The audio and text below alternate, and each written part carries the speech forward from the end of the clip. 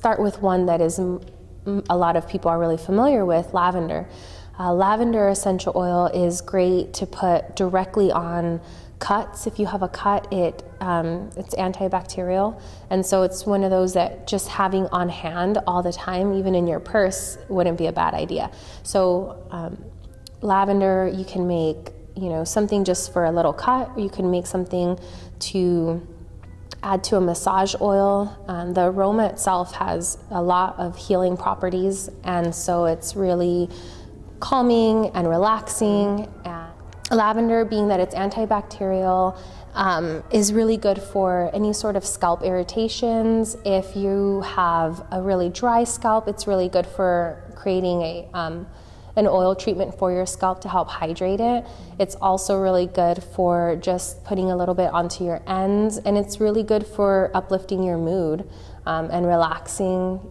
At the end of the day, it's really good to just calm your nerves. It's really good to help, children who can't sleep very well at night, helps them have a really long, uninterrupted night.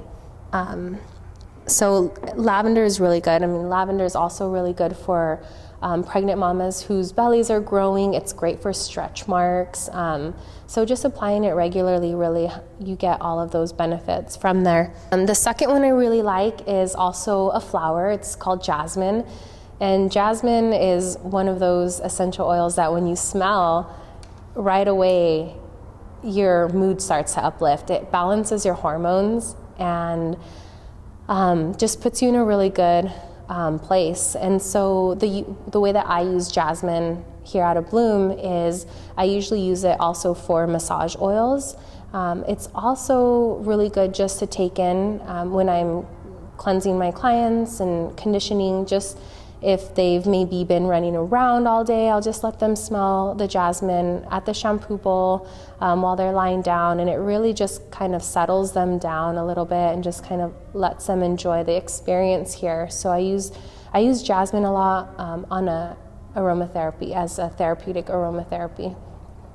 And then the next one that I really like, it's going all the way down into the grassroots. It's called vetiver, and it's really earthy.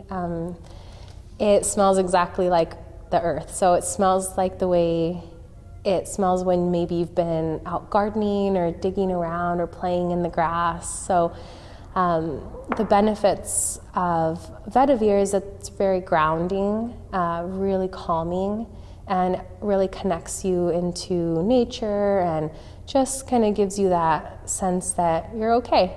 So I use vetiver for aromatherapy purposes as well, and I have used it in some of our foot soaks, and I've used it as one of a base of our massage oils that we do there's a lot of men who come in here as well, and they don't always gravitate towards the florals, and they're looking for something a little bit richer, like the cedar wood smell or patchouli, and vetiver happens to be one of those earthy, kind of deeper scents. So a lot of men like them, but a lot of women do too. It's my favorite essential oil. The other one that I like is tea tree. Tea tree I like to include it at least 2 to 3 drops into every one of my foot soaks.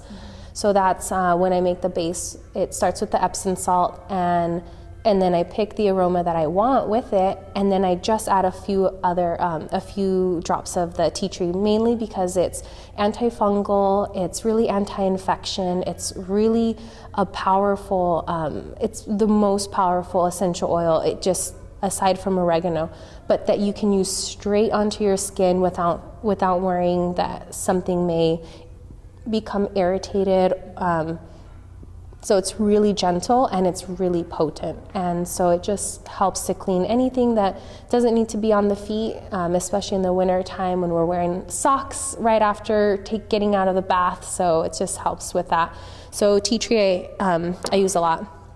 And then the last one is bergamot, which I love citrus, and so orange and lime and bergamot, they all are really uplifting in in the scent. And so the benefits to bergamot is it gives you that sense of, it kind of sparks something creative, something new in you. And I use this a lot on my clients for an anti-frizz. So I make an anti-frizz serum, and I add a couple of drops of bergamot to that, and just kind of leaves you with this fresh feeling, as well as it is hydrating for your ends and for your hair. So I use it that way, as well as many times in our aromatherapy sprays and in our soaks.